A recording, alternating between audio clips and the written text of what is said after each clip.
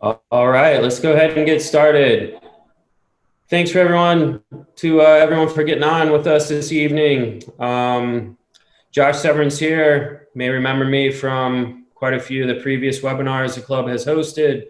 U12 through U14 boys director, and we are thrilled and pleased to have Dr. Ajit Korgakar with us this evening.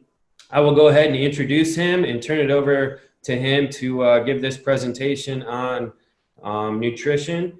All right. Dr. Ajit is currently the sports performance coach for Nashville Soccer Academy. He oversees the Academy Physical Performance Plan, which includes physiological testing, monitoring growth and maturation, nutritional strategies for recovery and performance, and more.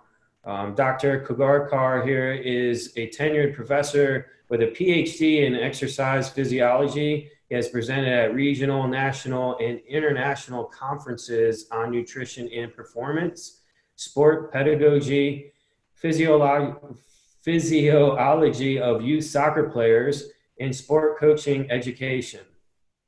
He has also published research on the relative age effect in youth soccer and caffeine supplementation among elite youth soccer players.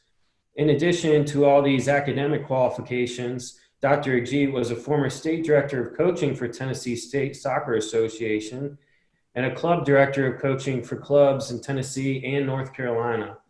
He has been a member of the Tennessee, North Carolina, and Alabama Olympic Development Program staff, and has also served as a member of the USYS Region 3 staff. Dr. Ajit has also been an instructor for state and national coaching licenses, USSF and USC, for over 20 years and continues to teach coaching license courses. He also holds the USSF Grassroots Instructor License, USSF A License, USSF National Youth License, and the United Soccer Coaches Premier Diploma, as well as a Director of Coaching Diploma, and is a certified life kinetic trainer. He's originally from West Sussex, England, and he grew up playing soccer in England and also played in Sydney, Australia, before arriving in the US after receiving a college soccer scholarship. He also signed a professional contract with the Orlando Lions in the American Soccer League, the ASL. So without further ado, let me turn it over to Dr. Ajit to start this webinar. Thanks again for being with us. Thanks, Josh.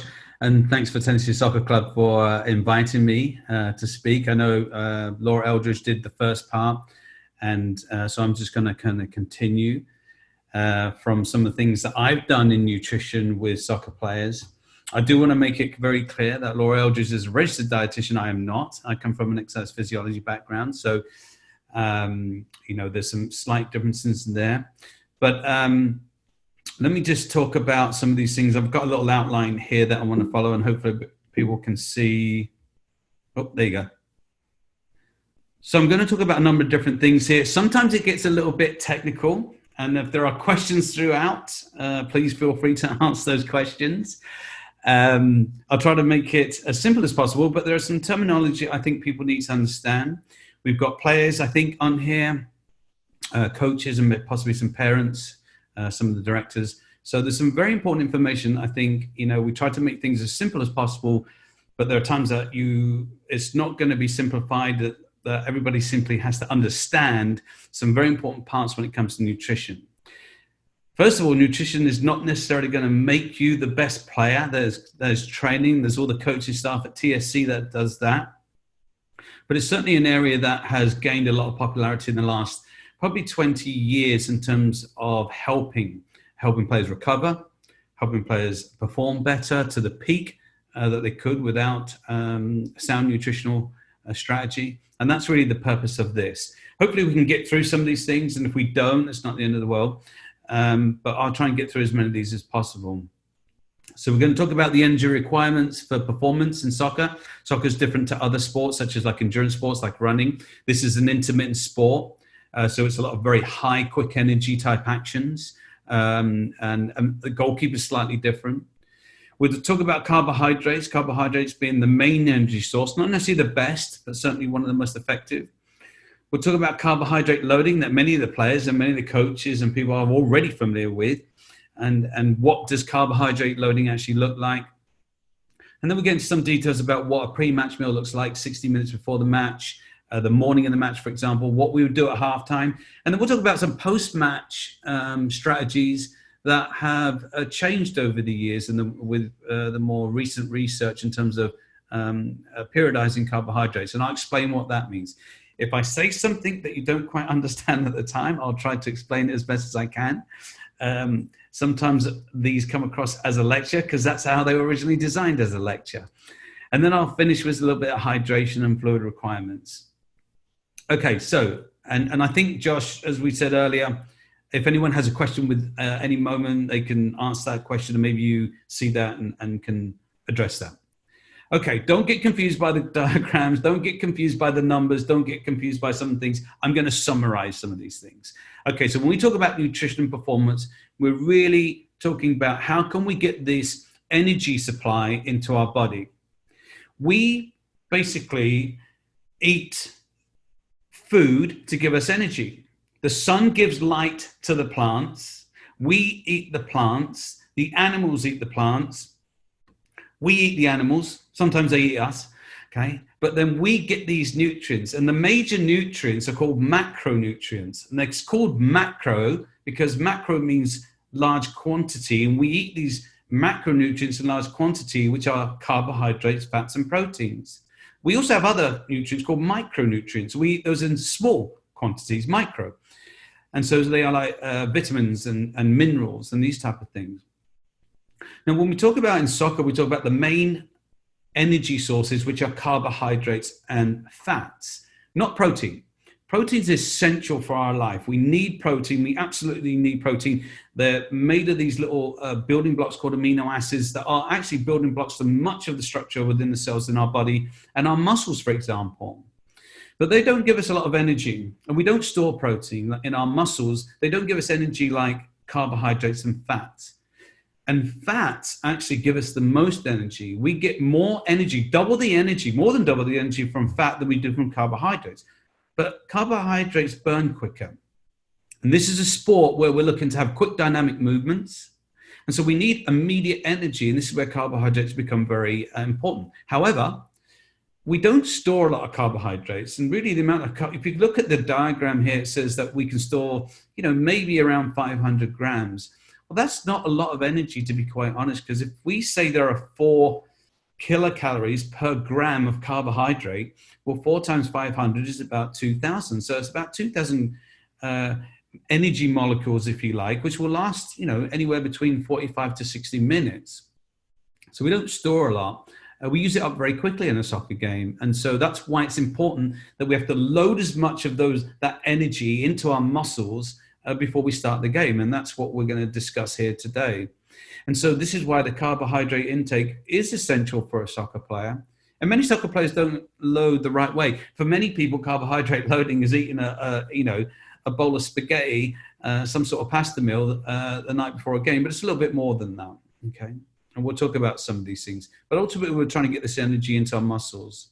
So let me just make sure I've got this right. If you look at this diagram here, this sometimes people get a little bit turned off by charts, but let me just make this very clear because it's a great visual here. When I say muscle glycogen, let's just talk about the energy that you have as a soccer player, the energy in your muscles to be able to perform an action, whether it be running, kicking, jumping, or whatever it might be. You can see here in the blue bar that this is somebody that has normal energy levels during a soccer game. Well, by halftime, okay, a significant amount of that energy is already depleted. And if they are not, if they don't have sufficient energy before they even start the game, then that makes a big difference, not only by halftime, as you can see in the low category, but also towards the end of the game and even after the game.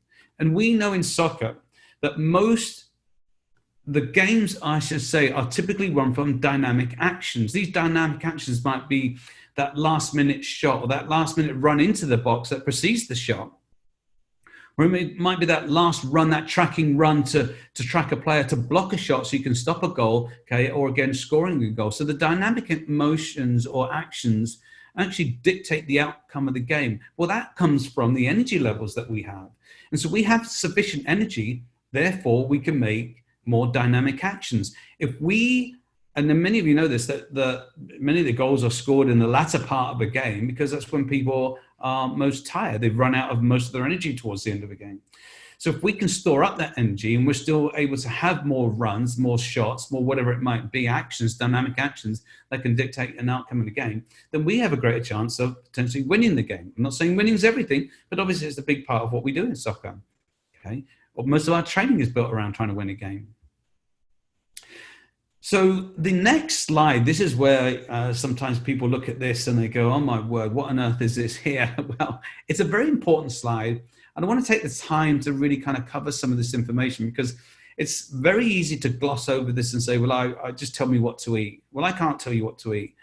You have to take on board a lot more information and you have to be an advocate of your own nutritional strategy. If you're if you're a serious soccer player, and many of the people in this club, okay, and other clubs around the state, certainly the players that obviously we work with Nashville FC, all these players are very highly motivated players that want to maximize their ability to do well. And if that's the case, then you need to understand this information, not gloss over it. So the glycemic index, a rather very difficult term. Glycemic is sugar. Index is the amount of sugar in your body. Okay, when we eat carbohydrates or some of these starchy foods, they're broken down to sugars, and we use these sugars as energy. That energy is stored in the muscle fiber. That energy gives the muscle fiber the ability to perform actions, kicking, running, jumping, all these type of things. And there are certain foods that have more sugar than others, and they're ranked. Okay, and foods that have a high glycemic index, okay, have more sugar, and foods that have a lower glycemic index have less sugar, and those that are in between are called medium glycemic index. And for many people, this was actually quite a big diet, certainly for those that are type 2 diabetics or have a, or pre-diabetic, have an inability to control their blood sugar. They would eat based upon this glycemic index. But here's why it's important for the soccer player, because for much of the literature in the last 20 years has recommended that a soccer player or an athlete eat high glycemic index type foods in order to store the most amount of energy in the muscle fiber. But more recent research has shown that it doesn't have to be high glycemic, it can be low glycemic. Why is that important? Because that means we don't have to recommend foods that are high in sugar. And we know today that that sugar is a big issue with very high prevalence of overweight and obesity. Typically not amongst the soccer crowd, but if low glycemic index foods can do the same thing as a high glycemic index food, then that's a plus. If you look on the side of this presentation here, I'll give you an example. If you were to eat instant oatmeal, and we've all had those instant little packets where it's got lots of sugar in it, it's a high glycemic index food. And porridge or oatmeal is a good little breakfast for, on the day of a game, and we'll talk about some of the things. But you could eat something like oatmeal, like oats, that is not high glycemic, it's not high in sugar, and has the same effect. We'll put briefly, okay, which is I rarely do, which will put a lot more energy into the muscle fiber, okay, without having expensive added sugar. And that's something I think the parents would love to like to hear, and all of us really. And it's something that we as coaches, look, we're all coaches, we're all trying to do the best for our soccer players, we're all trying to recommend the right things. But we have a responsibility to make sure that we are recommending the right type of foods, which means that they are healthy foods. Okay. Now that's a debate in itself, but this is one start to use foods that are low glycemic index, low in sugar. And I put this slide up here. It's called Periodized Nutrition for the Athletes, because this has become a very important part of nutrition. Some of you may have heard of the word periodization, and periodization means planning. The word became most popular when it comes to strength and conditioning. You train hard on one day and then you rest another day. You might train the upper body on one day and then the lower body on the next day. You may have one day where you do pushing exercises, where you have pulling, agonist and antagonist muscles. This is all periodized programming to ensure that you maximize performance. Well, this has become quite popular in the nutrition field, especially when it comes to carbohydrates. And here's why.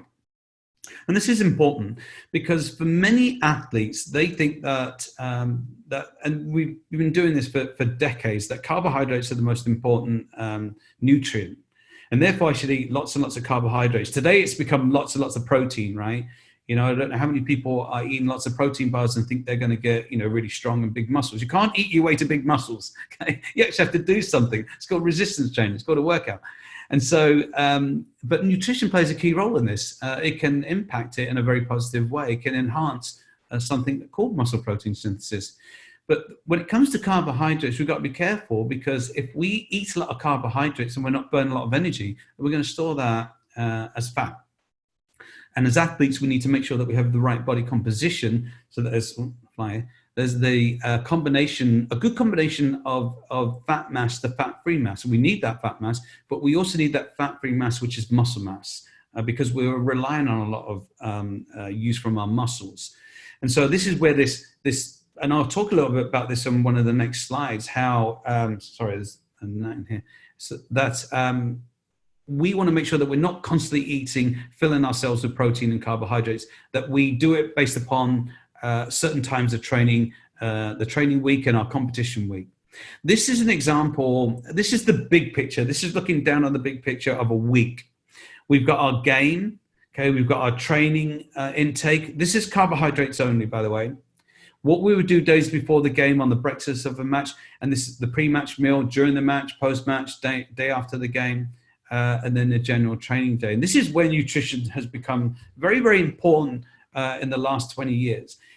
It has become very, very specific. It's very much a bespoke type program, meaning it's very customized to the athlete. One athlete is different over another athlete. If you've got 18 players on a squad, many of them are quite different in what they will eat, what they want to eat, what they like, what they don't like, and how they digest certain things. So this is not a recipe for everyone. It varies. At the end of the day, you have to find out what works for you. But this is just a big picture, and then I'll go into some of these things in the next few slides. So carbohydrate loading, there we go. Many of you know what carbohydrate loading is. And for many, again, as I said, you know, it was a bowl of spaghetti the night before. That's what it used to be for us. It used to be a bowl of spaghetti bolognese the night before, and we thought we were doing the right thing. However, it's a little bit more involved in that. Carbohydrate loading typically occurs around 2 days. And what you're trying to do is, from these carbohydrates, you're trying to get that energy into the muscle fiber so that you have lots of energy and you're able to perform the actions that are required based upon the game. Well, you can deplete or you can reduce that energy level based upon the difficulty of the game. If it's a very tough game, you're going to require more energy. Look, there are certain, also the environment plays a key role. Look, if it's hot out, we end up expending more energy. The heat, especially humidity, exerts a great toll on the body, and the body has to work harder, okay, in those type of environments. And that's why it's important that we eat well and that we eat correctly in order to maximize our ability to perform well in every environment, whether it be the hot environment, cold environment, or a neutral environment. And so the carbohydrate loading typically occurs 2 days before competition. And again, the previous literature talks about high glycemic index foods, which is the high sugar, okay, but low glycemic index foods do just as well. And this is where we're talking about, you may get up and eat certain foods, and you can find the carbohydrate consumption. You can find the carbohydrate nutrients on a food label. All you have to do is look at the food label, and it tells you how much carbohydrates are in the packet. And you have to be careful when you look at the serving size, because you may have, like, for example, a packet of spaghetti, and it may say, you know, 30 carbohydrates per cup, and there might be 4 cups in the entire packet. So it's important to pay attention to the actual serving size when you look at the amount of carbohydrates that are recommended based upon your weight. And this is where, you know, I put in there some of these things, and I'll show you just in a second here. Everything is based upon weight. You don't need to eat the same thing as another person, because your weight dictates your consumption. Your weight oftentimes dictates your energy levels. And so if we look at a pre-match meal here, what would that look like? That's on the day of the game, right? We've talked about 2 days before the game. And now we're looking at what we would do if we had a 7 p.m. kickoff. The afternoon meal should be eaten, around 3:34, ideally around 3 to 4 hours before you kick off. So you should feel slightly empty before you start the game. However, some players don't like feeling empty. It makes them feel a little bit uneasy. And so we'll talk about when it might be a good time for them to eat. But we typically stay away from high fiber foods and high fat foods. Why? Because they take longer to digest. It's one of the reasons why you don't eat right before you eat, because you need blood to help digest that, and that takes away energy that goes to the muscle fiber for you to run along. And so we want to eat things like a carbohydrate, which can be very, very beneficial. And you can see here talking about eating maybe 100 to 250 grams or half a cup of something that's a low glycemic carbohydrate. You can go online, you can go on Google, you can take a look and see what's a list of what's a low glycemic index carbohydrate, what's high, and you can make your choices from there. I don't tell people what to eat. A lot of times people say, what should I eat? It's like, I can't tell you what to eat. I don't know what you like. Okay. This is something that right now, I'm working with, we don't have the academy teams yet, but we've got academy teams coming in, and I'm trying to do some information with the first team right now with the players for National SC and, offer some information there. But we've got players from Africa, we've got players from Central America, South America. So, they have different tastes, and our own players, even though we might say that it might be more homogenous in Williamson County or Middle Tennessee or Tennessee, we still have kids with different tastes. We can't tell them what to eat all the time. They just have to try and find the right choices. They have to become knowledgeable. And that's where you as the coach out there, you need to take on board this information. You need to buy into this information so you can disseminate this information to your players, because, this is a lifetime. This is behavioral change. This is not, a one night, let's do this for the next game. It's long-term, it's chronic. So when it comes to what you'd want to do before a game, now let me say this: the research can be quite equivocal. It's not entirely clear. Sometimes the research changes over year, and that's a good thing because it's dynamic. We have new information, and so in the past, it's not been recommended that you eat carbohydrates 30 to 60 minutes before a game, because what that can do to your blood sugar. But it is recommended that if you have to eat, something, because some players do, that's just the way they are. And something like saltine crackers is actually not a bad thing, is that you might eat that 5 to 10 minutes before kickoff. The reason why that it's not recommended that you might do it 30 to 60 minutes, is because when you eat a carbohydrate, carbohydrates are sugar. They're broken down into sugar molecules, and they increase your blood sugar. And the rebound effect might be a reduction in blood sugar. And there's some research that shows that may draw some of the energy out of your muscles. And if it draws the energy out of your muscles, then you won't have quite the same amount of energy that you would do starting the game. So it's not entirely clear. If you feel like you absolutely have to have something, again, I would say something like a saltine cracker, 5 to 10 minutes right before kickoff. Otherwise, eat your last meal in around 3 to 4 hours beforehand. Okay, so you've got plenty of time to digest. Now, this has become a big thing, is the carb. What would you take during halftime? Well, typically, most players will have some type of sports drink, whether it be a Gatorade, a Powerade, or what have you, and they would drink that during halftime. But you may have seen during the 2012 World Cup, the most recent World Cup, that the players were not drinking these sports drinks. What they were doing is they were taking the drink and they were swirling it in the mouth for about 10 seconds, and they were spitting the drink out. And what this does, the carbohydrates in the drink actually get into these sensors in our mouth that go to the brain and have a very similar effect to drinking. Now, you will ask the question then, why would I not just drink it? Well, because the sugar in the sports drinks can sometimes upset people's stomachs, and simply consuming large amounts of fluid in the stomach can be upsetting.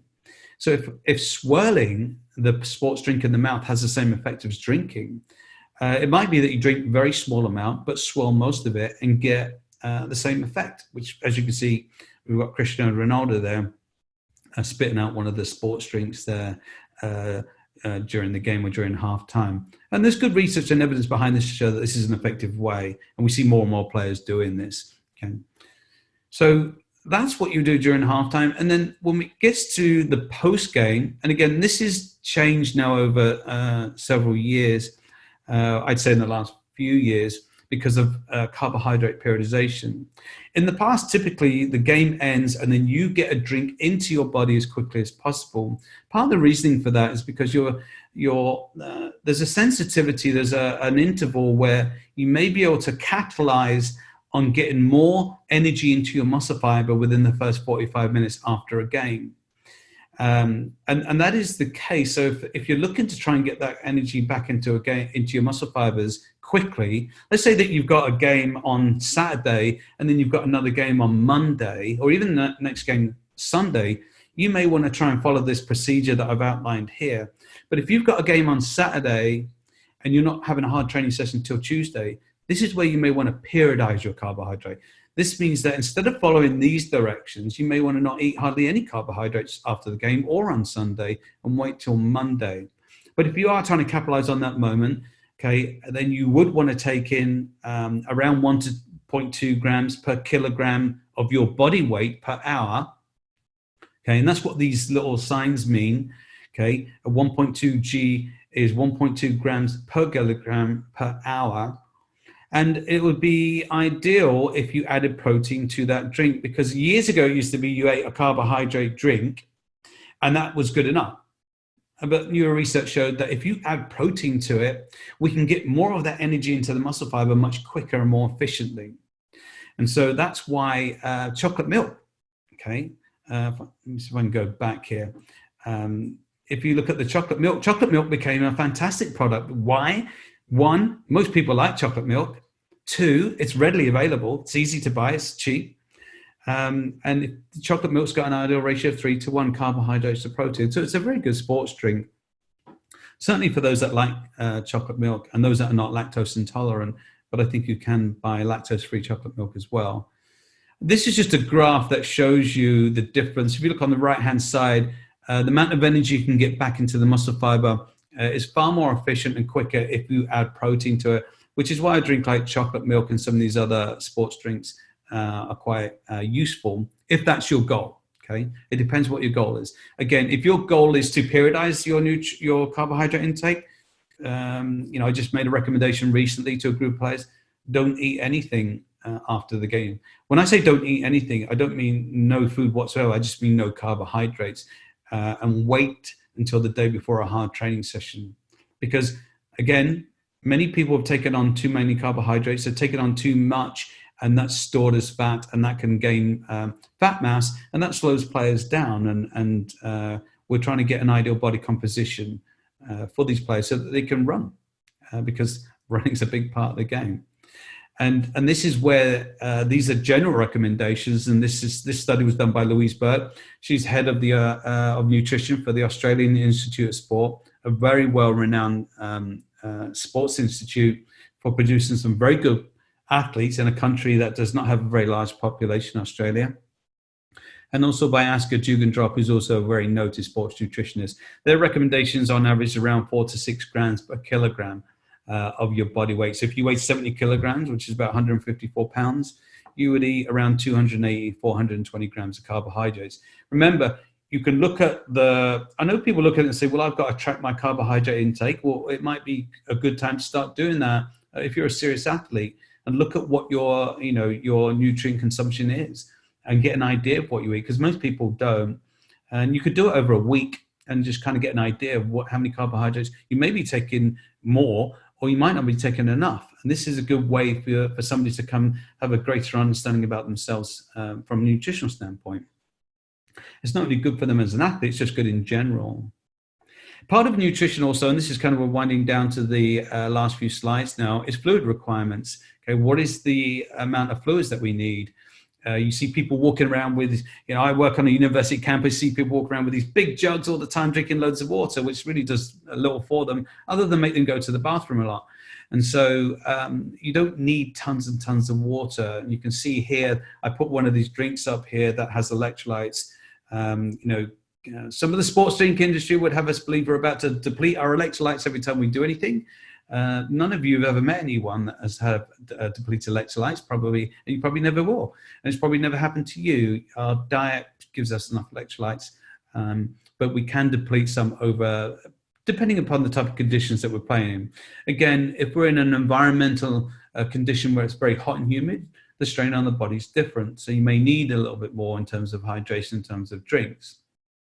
But usually, and this is a slide here, and before I get to the next recommendation, well, the first recommendation is around 5 to 7 milliliters per kilogram 4 hours prior to a match or a training session, which is not a lot. Okay, and I'll show you what that looks like in the next slide.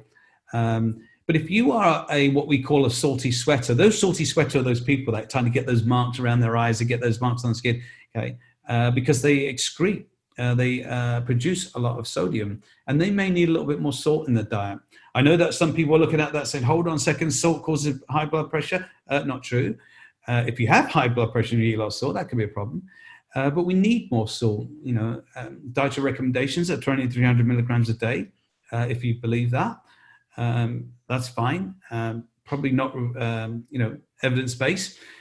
Soccer players, certainly those that sweat more, certainly need more salt in their diet, and good quality salt for sure. But when we look at what we're trying to consume in terms of the amount of fluids, we're looking at around 5 to 7 milliliters. And this is what this looks like. It could be a sports drink or it could be water. Many of you are familiar with the Deer Park bottle down there, and that's why I put that image up. Most of those bottles, those are 500 milliliters. That's a half a liter. And that's all you need to drink for most people. And if you look here, if we say 5 to 7 milliliters, then, for example, if you weighed 70 kilograms and we went at the high end of 7 milliliters, that's 7 times 70. Oh, a bit of math. So it's all right, you're not going to get quizzed on this. Okay, so that's 490 milliliters, which is under half a liter. But that Deer Park bottle there is 500 milliliters. So that's more than what you would need to be hydrated for a game. And if you felt like you needed more, that's fine. If you feel like you need less, that's all right as well. But you don't need to drink tons and tons of water. One of the issues people got to be careful is if they drink too much before an event, they're going to urinate. And that would be problematic if you have to go to the bathroom right before you're out to play, or you're trying to come off the field because you've got to go to the bathroom, which sometimes happens. So these are some of the requirements. I put this slide up here. This is one of the last slides I put up here. There's one other slide I think I've got. And I put it up there because it's not saying that you should only eat at these places. This is a chart that's put out by the Chain Reaction Survey, and they're very good. They put this out every year, and they rank restaurants based upon transparency, basically. Who is more transparent about the antibiotic use?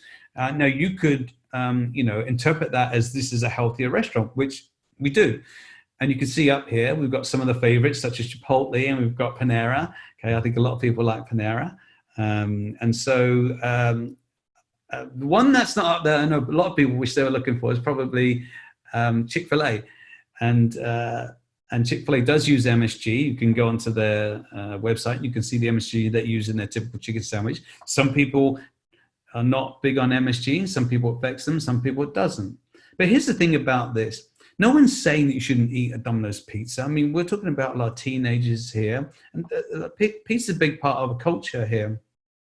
Many westernized nations. No one's saying you shouldn't go to IHOP and eat pancakes or Burger King. No one's saying you shouldn't be doing that. What we're saying is this. We're just recommending what you should do most of the time or in preparation for your games and training. Okay? Many people ask me all the time, like, do you ever eat this? Do you ever eat that? Of course I do. I eat everything. I'm not a monk. Okay. I don't live in a monastery. I eat anything and everything that I want. It's just that I don't eat pizza all the time. I don't eat these things all the time. And I don't recommend that players do. We're talking about developing some good habits, but we're not talking about making a huge, massive change in your lifestyle. Okay? It's picking and choosing. Look, in the 2012 Olympics, Usain Bolt, okay, he estimates he ate over 1,000 chicken nuggets.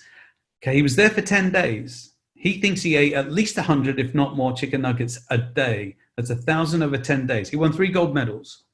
Okay, now if he eats 1,000 chickens over 10 days, every 10 days, he's probably not winning 3 gold medals 4 years from now, or whatever Olympic cycle he was in at the time. But to eat that once did probably not had a major effect on his performance. We're talking about longevity. We're talking about, long-term, developing some of these better habits. I'm getting out of time here. I'm almost finished. Okay. So We don't talk about supplements with adolescents, with kids, because we don't recommend supplements. They can get everything they need in their diet, and they should do. However, the reality is this, that high school kids do buy supplements.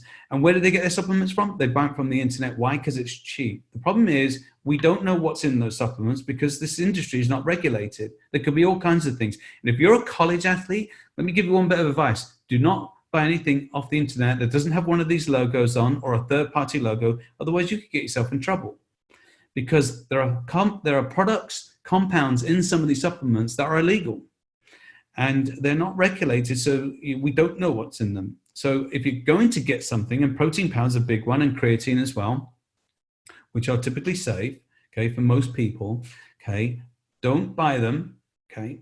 If you want to get a lot of creatine in your body, eat some herring, okay. I know people don't want to eat herring, but okay, be careful about the supplements, okay. And there's my sources, and thank you very much. So I don't think I have a ton of time left for questions, but hopefully I've left a few minutes.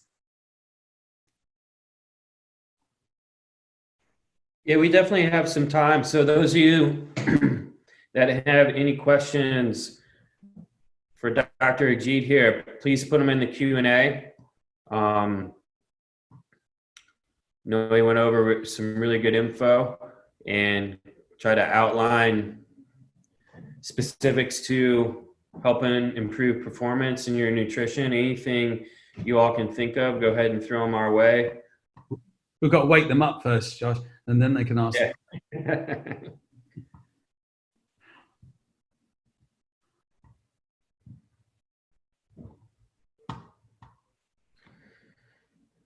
All right, so post-match meal coming in. When should I eat after a game? Yeah, good question. This is what people want to know. When should they? The minute you get off the field, you need to take in something. If your goal is to rehydrate quickly, and your goal is to replenish your glycogen quickly, so typically you want to, when that game ends, grab a drink, whatever type of drink it is. If it's going to be chocolate milk, or whether it's going to be some type of post-recovery drink, but take it right away as soon as you get off the field. So if it's in your bag, okay, and it's ready, once you're off the field, if you're doing your cool down, you can have a quick drink, get your cool down going. And even if you're able to drink it during the cool down, do that. But it needs to be somewhat immediate based upon the literature. Okay, good. And you're coming in quick now, which is great. On traveling and eating. So yeah, good one. What about diet for multiple matches in a 2-day period?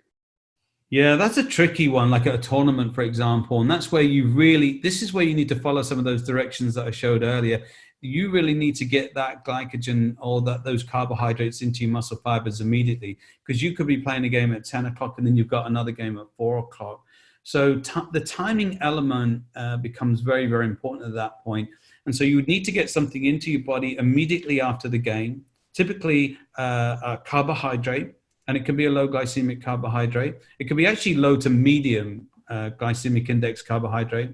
And then you would need to do that for at least an hour and a half, potentially to 2 hours before the next game. So if I had a game at 10 and my next game is at 4, I'd want to get those carbohydrates and get those nutrients into my system over the next 2 hours, so that I've got it there for 12, and then maybe finish and maybe have lunch around 12, and then a light lunch. And then I've got another 3 hours before the next game. But everybody's different, and that's the difficulty in nutrition. So it's very much a bespoke type program, or customized type program that is different for everybody. But the sooner you get that in, when you've got consecutive games, possibly on the same day or same weekend, you're going to have to act immediately, and the right type of food. Great. And 2 similar questions on, I guess, sugar intake pregame or halftime. Will that help with energy? Like Gatorade Chews, gummy bears, or Skittles. Is there much difference between those two?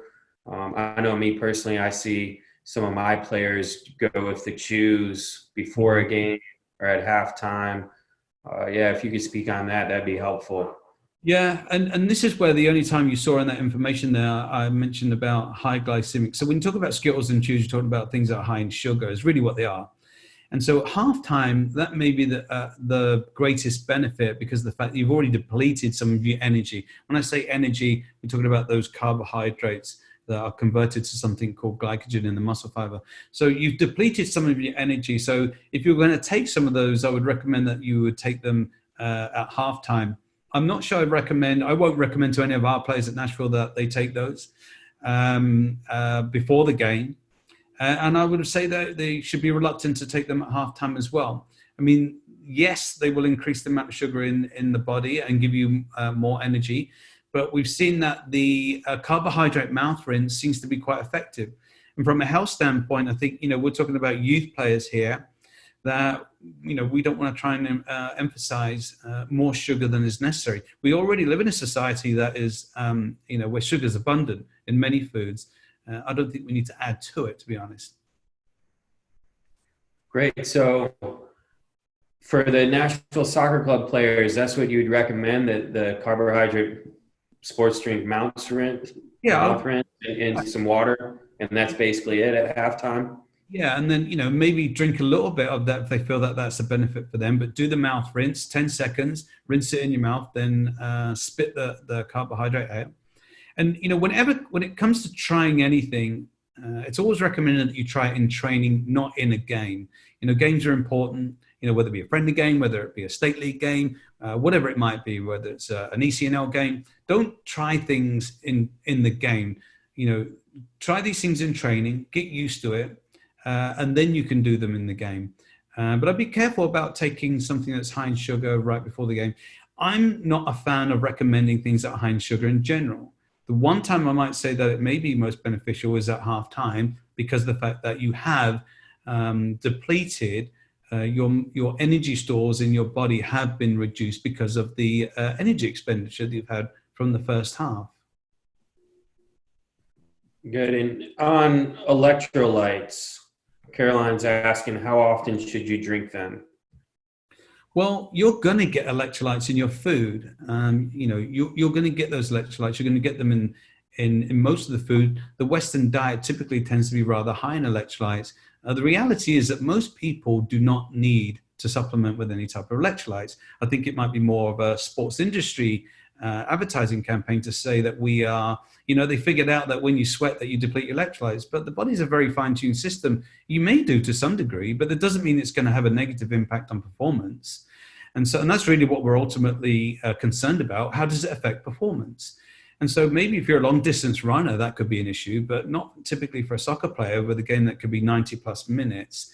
If you eat a diet and you eat a diet that has enough good quality salt in it, and which is really where you're looking at some of the electrolytes, you'll be fine. You don't need any added electrolytes. And some of the drinks I put up there, like Noom, they seem to be good quality products.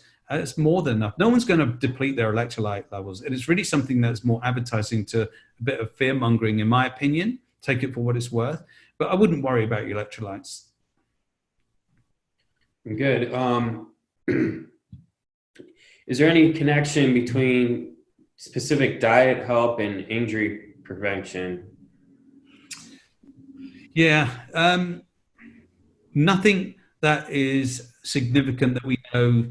Well, look, yes, there is to some degree. Let me rephrase that. If you consume a lot of foods that cause you to gain a lot of weight in terms of fat mass, okay, weight is not a good indicator. Our body composition is fat and muscle. If you eat a lot of foods that cause your body to gain more fat mass, okay, then you're carrying a heavier load. When you carry a heavier load, that puts more strain on the body, and that's when you can, okay, get muscle injuries. It's one of the issues that we're running into right now. Look, we're in, a global crisis, okay, a pandemic, where the MLS right now, these players have been off for several weeks, and if you look back to 2011. When the NFL had their strike, over the course of the season, there were 5 Achilles tendon injuries, ruptures. When they had the strike in 2011, I think it was 2011, when they came back after, I think it was like 11, 14 weeks they were off, there were 25 Achilles ruptures in the first week. Now, what was the reason for that? It's more than likely that players had gained some weight. Well, how did they gain some weight? Well, it wasn't muscle mass. Okay, it may have been more fat mass. From what? From eating the wrong type of foods. So yes, the food has an impact on your body in terms of injury. But are there certain foods that are going to contribute to injury? And no. And are there certain foods that are going to stop injuries? No. There's no evidence of that. Injuries are multifactorial. They come from many different ways. Most people have injuries like hamstring injuries because their hamstrings are weak. And the ratio of their hamstrings to their quadriceps is out of the 3-to-1 ratio, which may contribute to greater hamstring injuries. And then females, it's different because of the what's called the Q angle in their knees, and it may put more pressure on their knees and hamstring. Again, one of the reasons why they tear ACLs. But foods have different effects on different people, and so. But does it cause injury? Well, only if you're gaining excess body fat mass, it could have a negative impact for sure. And we're going to see some things that will happen, when the MLS starts again, when the Premier League starts again, the Bundesliga, La Liga in France, the Championnat and Serie A. What's going to happen here with some of these players that have had significant time off? Good. So, and your players as well. Oh yeah, definitely. Is it going to be a state cup? What's going to happen? Are the players going to come back after several weeks off of having very opportunity to do much training, and then all of a sudden now you're expected to perform at a very high level with great demands on the body? That's prone for injuries. Right. No, and good point. So, a couple more questions here. What strategies can you recommend for figuring out what works for specific players? Maybe like a food log, diary, etc. If those are examples. Food logs are very difficult to do. Food diaries, because people forget what they eat. I would encourage people to take pictures. Take pictures of your food to get an idea not only of what you've eaten, okay, but also you can look at some of the quantities. And one of the recommendations I also do is that people need to start learning how to read food labels. And look at the food label and see, this is how many carbohydrates I'm consuming. This is the amount of protein I'm consuming. This is the amount of fat I'm consuming. And keep in mind that fat, you need good quality fat. Even though for many years fat was demonized, we need good quality fat. And we need good food. What is a healthy diet? I'm asked that. I teach nutrition as well. And one of the questions is, what's a healthy diet? I don't know, and I don't know that anybody does. We just know that, we could say that if you eat natural whole foods, okay, that don't have a lot of preservatives, have a lot of chemicals, are typically better for you. There's no doubt if you eat more vegetables, and I'm not saying you eat lots of fruit, because a lot of fruits have sugar in it. Okay, they naturally have sugar, but lots of green leafy vegetables and meat, good quality meats that are free of a lot of hormones and additives. So those are the type of things that we want. But if you want to write down a log, that's great. But I think the easiest thing to do, and there are some apps you can use. You can go online. There are a number of them out there. Download an app and take a picture of what you eat and try and get an idea of the consumption. And if you want to, I just bought a new scale that shows, when I weigh my food, the content of carbohydrates, fats, and proteins. I'm not saying people do that, but it's quite easy to do, and you do it over a longer period of time. Then you start to look at, what does 5 ounces of chicken look like? All these type of things. Good. And so, what about the younger players in the club, playing shorter matches and their diet? Would any of these recommendations change for them or be adjusted? No, the recommendations that I made there were really for adolescent athletes. And adolescence, if you like, is, obviously this is dependent upon growth and maturation levels, but we're looking at really 13 through 18. And the dietary recommendations for adolescents are pretty much the same as for adults. But at the end of the day, if we're talking about some of the younger players, the key is this: can we get kids to start eating a healthy diet? Okay, or, whatever you want to call it, a whole food diet.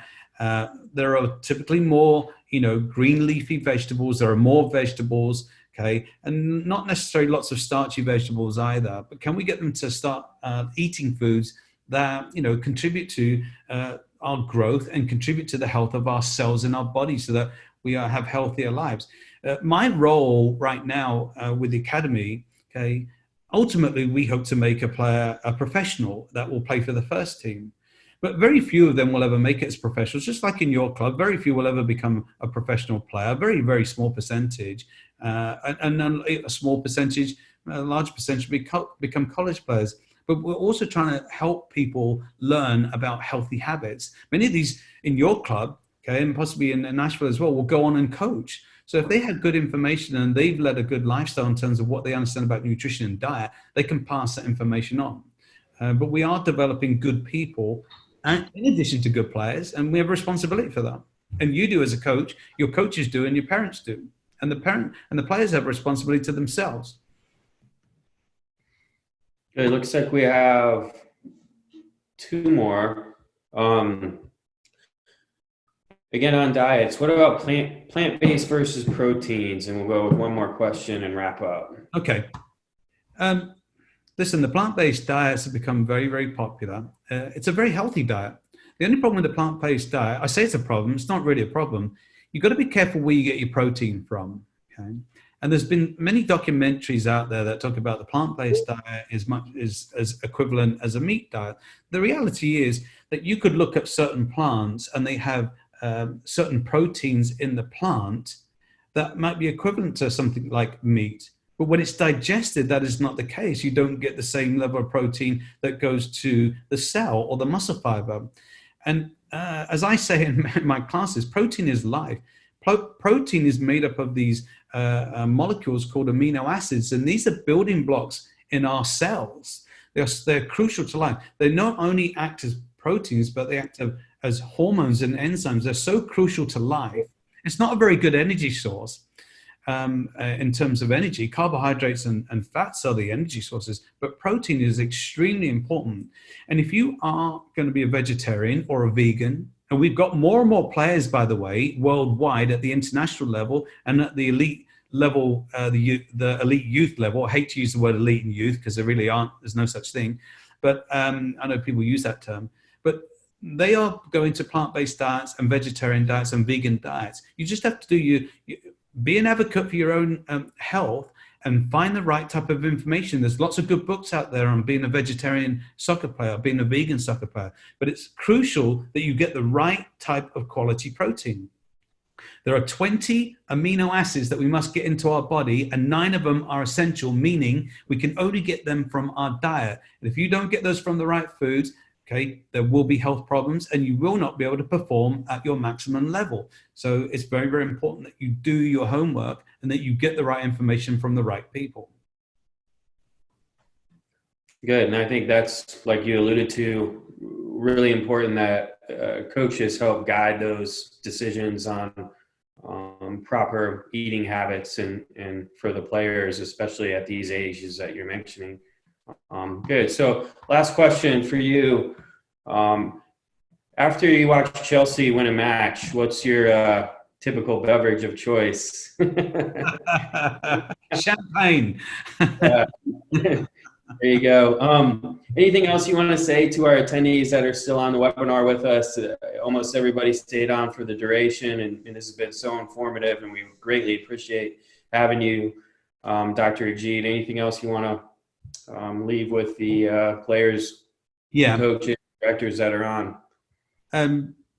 I just want to say thank you for taking the time. Some of these lectures and some of these presentations can get quite technical, but every coach and every parent, every person that's listened to this, you are responsible for your own health. I've said it before, you're an advocate for your own health. You're an advocate for your own development as a soccer player, okay? The coach isn't going to do it for you. Your parents aren't going to do it for you. You're going to have to do it for yourself. And if you have that desire and that passion and that drive to want to be a top-level soccer player or athlete or whatever it might be, then find the information. You're in a world today where it's the easiest thing to do is find information on the internet. Just be careful what you use. As coaches, okay, the coaches have to find out more information and they have to be knowledgeable.